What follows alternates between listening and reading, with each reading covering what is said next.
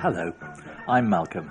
Welcome to edition 1957 of the Enfield Talking Newspaper.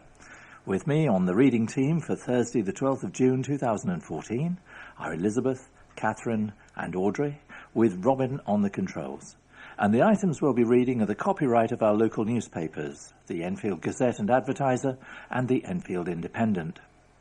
This week's local stories include the Royal Free's takeover of Chase Farm is approved, somebody saying it's like a miracle, a woman is a prisoner in her own home, and we learn the secret to Irene's 100 years. But before we go to the papers, we've got one or two reminders and special announcements. Don't forget that Enfield Vision and Enfield Association for the Blind will hold their monthly drop-in on Thursday the 19th of June at the Park Avenue Disability Centre from 10:30am to 12:30. That's at the Park Avenue Disability Centre on Thursday the 19th of June from 10:30am to 12:30pm. Elizabeth, you've got something, a reminder about the RNIB Resource Centre, I think. Yes, we thought you might appreciate a reminder about this because it's something that you might be particularly interested in. The RNIB Resource Centre in Judd Street, London, has changed their opening hours. They now close early on Wednesdays at 3pm, but will be open on the first Saturday of every month from 9:30 to 12:30pm. And these are the new opening hours. On Monday, Tuesday, Thursdays and Fridays, they're open from 9:30 to 5pm. On Wednesdays from 9:30 to 3pm, and on the first Saturday in the month from 9:30 to 12:30. Katherin, you've got some tax advice for us. The RNIB offers a telephone tax advice service. Did you know that registered blind people can claim an extra tax allowance called the Blind Person's Allowance? This can reduce your tax bill by almost £450 a year.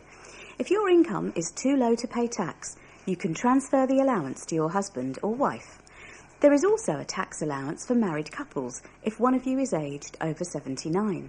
From July, tax-free ISA savings accounts are being simplified and renamed New ISA, or NISA, allowing you to save more money without having to pay tax.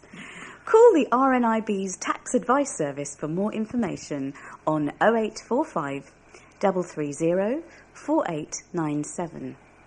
The RNIB will call you back, so you won't have to pay for the cost of the call. Or you can email tax@rnib.org.uk.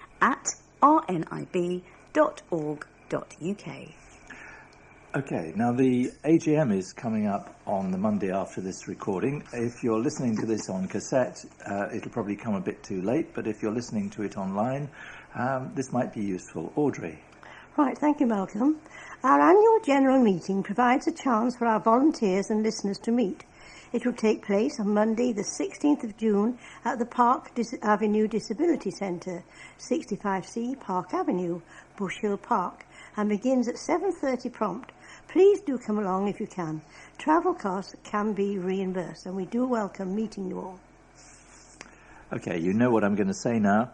That you have a listener's representative, Diane de Jersey, who will be happy to help you with any problems or concerns you have about your talking newspaper. And you can call Diane on 020 8805 6578. That's 020 8805 6578. And now here's Elizabeth with the first news item.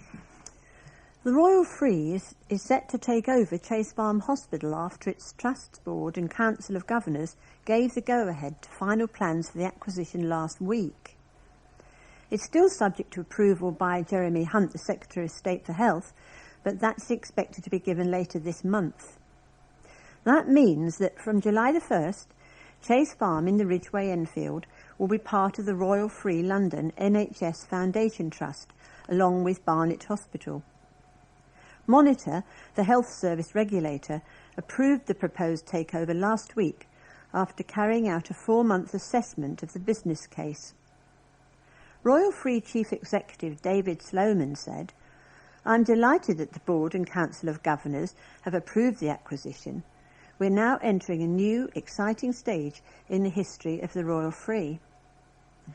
Our aim is to improve care across all 3 sites and to provide world-class care closer to patients' homes. The takeover is another milestone in the turbulent recent history of Chase Farm, which lost its accident and emergency and maternity units last year as part of the Barnet, Enfield and Haringey clinical strategy. Earlier this year, it was revealed that the Royal Free is in discussions with Enfield Council planning officials about selling part of the Chase Farm site and redeveloping services across a smaller site in new accommodation. Aliv Kazimulu, the former chairwoman of the Council's Health and Wellbeing Scrutiny Panel, expressed concerns about the future of Chase Farm. She said it took the Royal Free a long time to be open about the acquisition and the proposed land sales and about its commitment to developing services. They say they're committed to the clinical strategy, but once the new organisation is in operation, as a foundation trust, they can pretty well do as they wish. The fact is that there is no longer any control from within Enfield over services at the hospital, and that is worrying. And following on from that, the takeover of Barnet and Chase Farm Hospital's NHS Trust is on the verge of completion. Board members of the Royal Free Hospital in Hampstead approved the acquisition of the trust and are now awaiting final approval from Secretary of State for Health Jeremy Hunt. The Royal Free tabled an acquisition bid in January after Barnet and Chase Farm revealed a deficit of £32.5 million amid pressure from the government urging all hospital trusts to become foundations this year. Trust regulator Monitor has also approved the transaction following its 4-month assessment of the bid. David Sloman, the chief executive of the Royal Free, said, "Clinicians and managers from both trusts have spent a long time looking at how an expanded organisation will be able to provide even better services for our patients that are also more efficient for the taxpayer. Our aim is to provide care across all 3 sites and provide world-class care closer to patients' homes." However, Labour's Enfield North parliamentary candidate Joan Ryan said, "This is a sad day as the people of Enfield have lost their say on their own hospital. Actions speak louder than words, and we must see the Royal Free reinvest into the hospital." Life President of the Over 50s Forum, Monty Meth, added, "We welcome the takeover as we feel that something must be done to improve the hospital. However, I still have some reservations due to the sheer lack of information in the public domain about future plans for the hospital and the minimal consultation which has taken place." In response to concerns raised, a Royal Free spokesman said, "Once the acquisition of Barnet and Chase Farm Hospital NHS Trust has been completed, we aim to redevelop the health services on the site so they are provided in contemporary and fit-for-purpose accommodation. This redevelopment would be funded by the sale of land on the Chase Farm site that is surplus to requirements and from other external sources as necessary. We plan to use all the proceeds of any land sales at Chase Farm on the Chase Farm site. Investing in the Chase Farm site, not asset stripping, is one of the Royal Free's key objectives. Delivering excellent care locally is at the heart of our future plans." How about that then? A schoolboy and his beloved pet cat have been miraculously reunited 4 years after the Moggy went missing. Tortoiseshell Leonie disappeared 2 weeks after giving birth to 3 kittens in March 2010. Ethan Harris, who was 6 at the time, and his mother, Mika Flynn, were left to hand-rear the litter after circulating more than 500 posters in the area in a bid to find the much-loved feline. St Michael's Primary School pupil Ethan, a mother of 2, Mika, kept one of Leonie's kittens, but he was sadly killed by a car during the years she was missing. After finally giving up hope, Leonie would ever return to their home in Penarta Close, Lavender Hill, the family received a phone call from RSPCA officers in Hornsey last Wednesday with the news they never expected to hear. Micah, 29, said, "I couldn't believe it. We were over the moon, ecstatic. Just recently we had the chat with Ethan and explained Leonie had probably been killed. RSPCA officers believe Leonie got to Hornsey in the back of a van and was cared for by some tenants who recently left. Officers scanned her microchip and returned her to the family the very same day. Leonie settled straight back into her old home, jumping onto Ethan's lap when he walked through the door. Ethan said, "It is just amazing. It's like a miracle." I was flabbergasted. My friends didn't even believe me. When Leonie went missing, I was incredibly sad and I cried every night. I thought she had been run over by a car. When my mum told me she was back, I thought she was joking at first, but then I walked in and saw Leonie on the bookshelf. It was so funny. Micah said she seemed to recognise the place the second she was back. However, the story does not have an entirely happy ending, as Leonie appears to be having trouble getting along with the father of her kittens, Henry, since her return. Micah added, "She has been a bit vicious towards him, but they are getting better now, and I'm sure they will get along all over again, given time." A mother and her young daughter have been left almost housebound after repeated appeals for sanctuary failed. Rajinder Kaur, 34, of Hartsmore Mews, Freezywater, has developed severe agoraphobia and a raft of mental health problems after months of battling to move her family far away from an abusive ex-partner came to nothing. Ms. Kaur, who has an injunction against the man approaching her home, says she lives in fear after seeing him near her house. Last August, after representatives from charity Solace Women's Aid lobbied Sanctuary Housing Association on her behalf, showing doctors and police reports proving she was at risk, Miss Kaur was given the chance to move into a new home in the Palace Gates area of Haringey, near Alexandra Palace. They knew that if I stayed where I was, I would be likely to come to serious harm. They had all the evidence they needed to see that, she told the Advertiser. But when she arrived to view the property, she discovered that the window had been smashed.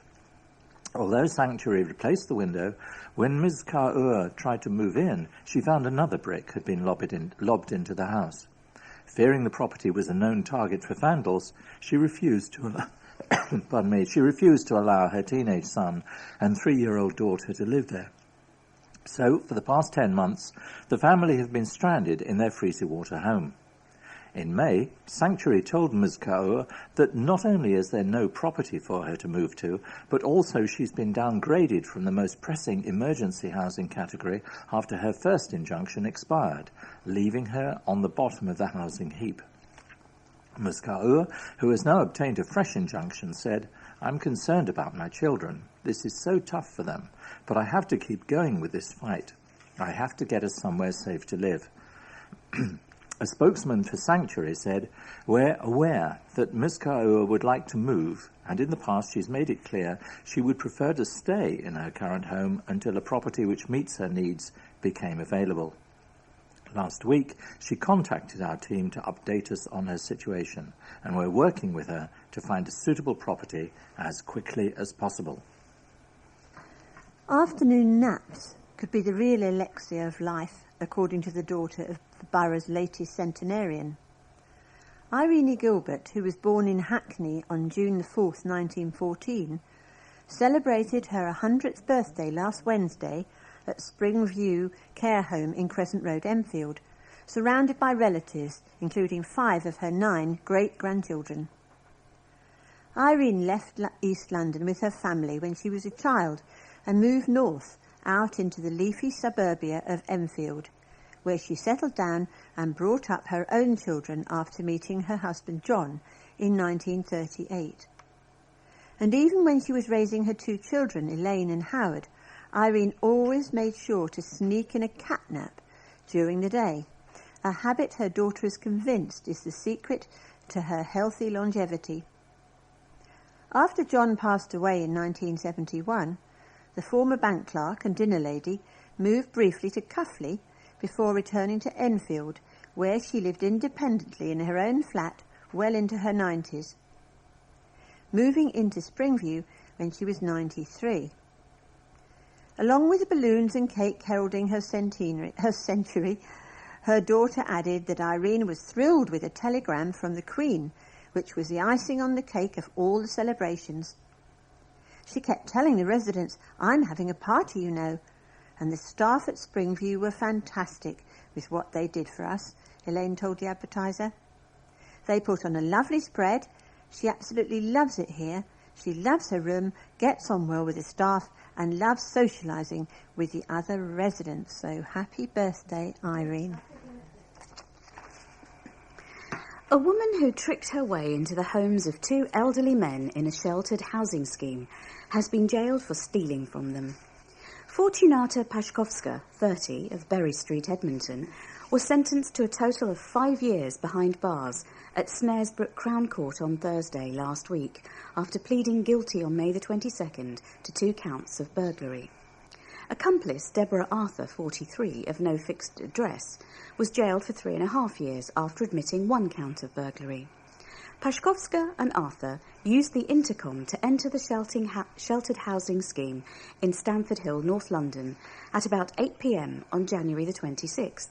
Once inside, they tried to convince a number of residents to let them into their flats by asking them to read a letter. A 79-year-old man allowed them inside, and the pair stole several items, including cash and credit cards. The women were caught on CCTV, and after the images were circulated in the local press, officers were contacted by a reader who identified Paszkowska. The women were arrested on February the 13th. Paszkowska was also charged with a distraction burglary of a 91-year-old man on March the 8th at the same housing scheme. Detective Constable Anwen Clissold from Hackney Police's East Area Detections team said, "These 2 women were clearly trying to target a number of residents at the location. I hope this case highlights the willingness of the public to help us identify offenders." The new leader of the Conservative group on Enfield Council has kicked off his stint heading up the opposition by launching a broadside at plans to axe swathes of democratic services. Terry Neville, who was chosen to lead the opposition of 22 Conservative councillors last week, has hit out at what he describes as party political changes to the makeup of the council.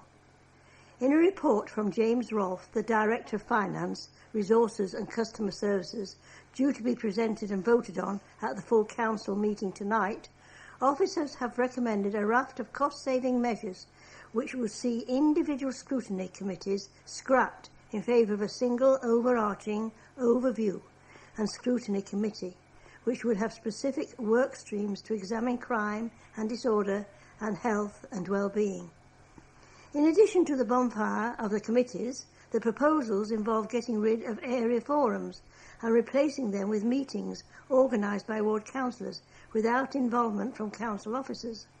"This is a loss of the key democratic process," said Mr Neville. "Decisions will be taken by officers and will not be held up to scrutiny. Decisions will be taken by cabinet members, but they will bypass the process of accountability. Losing area forums means that councillors will be left to do pretty much what they want within their wards, with no officer support. They say this is a money-saving process, but why are the costings not included in this report? There will, however, be a boost to the number of established posts, as the report proposes creating 3 associate members, each of whom will be responsible for 1/3 of the borough, and according to the report will promote the new approach to ward-level engagement by members. However, Mr Neville told this paper, "This is an abuse of power, it is an abuse of process. My concern is that these 3 posts have been created for party political purposes as they align with parliamentary constituencies."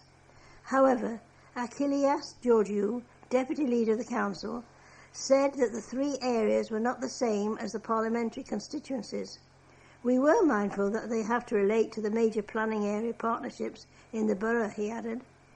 Councillor Doug Taylor, who swept back to power with a 19-seat majority, told the Advertiser that his counterpart should be concerned with proper and effective scrutiny of the council. "These changes are designed to improve democracy," he said. "It is important that we use the resources as efficiently and effectively as we possibly can. there is a little note about the 3 who've been chosen to go on to these councils. 3 newcomers have joined the ranks of the decision-making body with the future of the borough in their hands. The cabinet positions themselves have been rejigged, with the post of health and well-being merging with youth and leisure to create a new portfolio of leisure and a portfolio of culture, sport, youth and public health, which will be overseen by Rohini Simbodial, Ward Councillor for Jubilee. Yasmin Brett, Ward Councillor for Bowes, has been given the newly created post of Cabinet Member for Community Organisations. With former Cabinet Member for Regeneration, Delgado, not standing in last month's local elections, veteran environmental campaigner Alan Sitkin is the 3rd new face in the Cabinet, responsible for economic development. For almost 100 years, it was the hallowed turf where Arsenal Football Club legends trod, greeted by the roar of football fans. But Highbury is now a place of tranquility and calm. The Gunners left the stadium, designed by Archibald Leach and built in the Art Deco style, in 2006 for their new home at the Emirates, and it has since been converted into private apartments, with the pitch transformed into a minimalist modern garden comprising evergreen hedges and grassy spaces intersected by glass walls and water features. It retains the same dimensions as the old pitch, with stone paths reflecting the original chalk lines, a viewing room created from the former boardroom, and a memorial garden where people can pay their respects to loved ones whose ashes reside under the pitch. The garden has been opened up to the public for the first time as part of Open Garden Squares Weekend 2014, which will reveal the beauty of more than 200 little-known green spaces in London. Tickets have already been awarded by a public ballot, but if you missed out, there are plenty of other hidden gems to discover during the event, organised by the London Parks and Gardens Trust, from the historic and traditional to the new and experimental. They include 17 gardens in Islington, including Highbury, 31 in Camden, Queenswood Lodge Organic Garden, and Waterloo Park Kitchen Garden in Highgate, Bowes Park Community Garden in Haringey, and Pools Park Primary School in Finsbury Park. The date is Saturday, June the 14th and Sunday, June the 15th, and you can get details from opensquares.org. A man found guilty of laundering money through an illegal poker den will spend 15 months behind bars. Ahmet Melin, 33, of Cowes, Cheshunt, was jailed at Wood Green Crown Court last week for his links to an illegal poker den in Palmer's Green. He'd been found guilty at the same court on April the 10th. Merlin was brought to book after Enfield Council's licensing, enforcement and trading standards teams, the Gambling Commission and the Metropolitan Police raided the Big Bluff Private Members Club in Green Lanes in September 2012 and found it was the front for an illegal poker club. Commercial poker games need a casino licence, and the council's policy is not to issue such permits. The club, which has since been closed down, was found to be staging large poker tournaments, the proceeds of which were illegal. While Mellon was withdrawing money from the club for his very own purposes. Labour spokesman for Environment Chris Bond said, Enfield Council took swift and decisive action when we found out the Big Bluff Private Members Club was a front for an illegal poker den. This prosecution sends out the very clear message that we do not tolerate any illegal gambling in this borough. We will continue to take firm action against anyone stupid enough to break the law in Enfield. Nick Toffiluk, the Gambling Commission's Director of Regulatory Operations, said, This is an excellent example of how a local authority with Gambling Commission support is dealing with illegal gambling in whatever guise it is presented. The message is simple. If you offer poker in a club and are breaking the law, action can and will be taken. Bohun Primary School pupils spent Saturday celebrating their school's recent success with a special fun day. The Friends of Bohun Association put on a summer event at the school in Green Road, Southgate, with a bouncy castle, face painting, cake baking competitions, balloons, singing, raffles and a rodeo riding competition for all staff members. And the school had extra cause for celebration after recently being taken out of special measures by education watchdog Ofsted. Former pupils were also among the visitors enjoying the day. Friends of Bohun committee member Caroline Cousins has 2 children who are pupils at the school. When she moved to the area, it was the only school in the area that could take Oliver, now in Year 5, and Ella in Year 3. She said, "We were worried, but we completely changed our minds after visiting. It was quite clear that things were changing." This day is about that too. It's about creating a sense of community and getting people to come and look at the school with fresh eyes. Miss Pearson, who has been head teacher since 2013, made sure every pupil was thanked for their hard work by handing them each a golden ticket, giving them a free go on the bouncy castle and rodeo. We're an improving school and we really want to share with the community. We want to be a part of the local community. We've got the sponsorship of local businesses and that's brilliant. There's really a sense of us all working together to improve and change things for the children. The parents are working with the staff and things are on the up.